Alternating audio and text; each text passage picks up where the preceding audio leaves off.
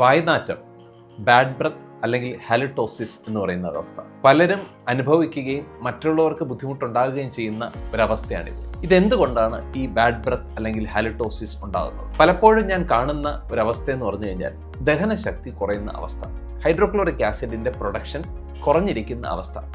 ഇങ്ങനെയുള്ളപ്പോൾ പലപ്പോഴും bad breath ഉണ്ടാകുന്നു എന്നുള്ളതാണ് വാസ്തവം. രണ്ടാമത്തെ റീസൺ, അനൈറോബിക് ബാക്ടീരിയാസ് അഥവാ ഓക്സിജൻ ഇല്ലാതെ ജീവിക്കാൻ കഴിയുന്ന ചില ബാക്ടീരിയാസ് വളരെയധികം ഡെപ്പോസിറ്റ് ചെയ്യുകയും അവ ഫുഡിൽ നിന്നും സൾഫർ പ്രൊഡക്ഷൻ ഉണ്ടാക്കുന്ന ഒരവസ്ഥയുണ്ടാകും. സൾഫർ നമ്മൾ പല്ല് തേച്ചാൽ പോലും പലപ്പോഴും ടങ്ക് ക്ലീൻ ചെയ്യാറില്ല എന്നുള്ളതാണ് വാസ്തവം.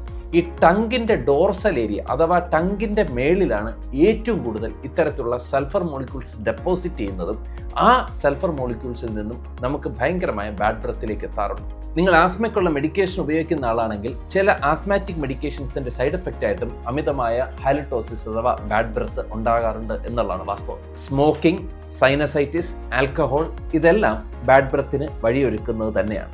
ഇതിനൊരു സൊല്യൂഷൻ, ഇതിനൊരു ബയോഹാക്കിംഗ് എന്താണെന്ന് ചോദിച്ചു കഴിഞ്ഞാൽ ഹൈഡ്രോക്ലോറിക് ആസിഡ് ഉൽപാദനം കൂട്ടാൻ ഏറ്റവും നല്ല മിനറൽ എന്ന് പറയുന്നത് നാച്ചുറൽ ആയിട്ടുള്ള സിങ്ക് സപ്ലിമെന്റേഷൻ തന്നെയാണ്.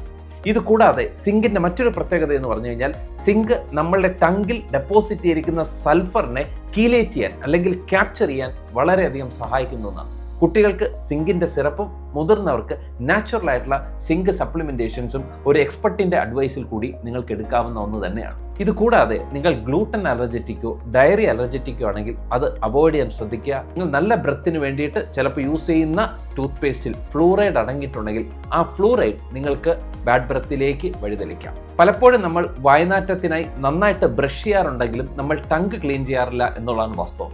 ഞാൻ നേരത്തെ പറഞ്ഞ പോലെ സ്ട്രെപ്റ്റോകോക്കസ് പോലുള്ള ചില ബാക്ടീരിയാസ് ഫുഡിൽ നിന്നും സൾഫർ ഡെപ്പോസിഷൻ ഏറ്റവും കൂടുതലായിട്ട് കാണിക്കുന്നത് നാക്കിന്റെ ഡോർസൽ ഏരിയ അഥവാ നാക്കിന്റെ മേൽഭാഗത്തിലാണ്.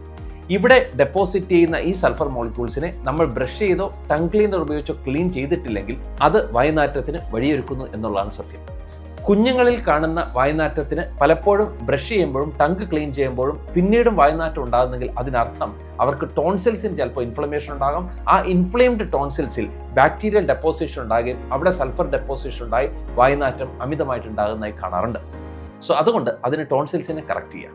സ്മോക്കിങ്ങോ ആൽക്കഹോളോ മാക്സിമം അവോയ്ഡ് ചെയ്യാൻ ശ്രമിക്കുക. ഇത് കൂടാതെ ഹൈഡ്രേറ്റ് യുവർ സെൽഫ്, നന്നായിട്ട് ഹൈഡ്രേറ്റ് ചെയ്യേണ്ടത് ഏറ്റവും കൂടുതൽ ഇമ്പോർട്ടൻ്റ് ആയ ഒരു ഫാക്ടർ തന്നെയാണ്.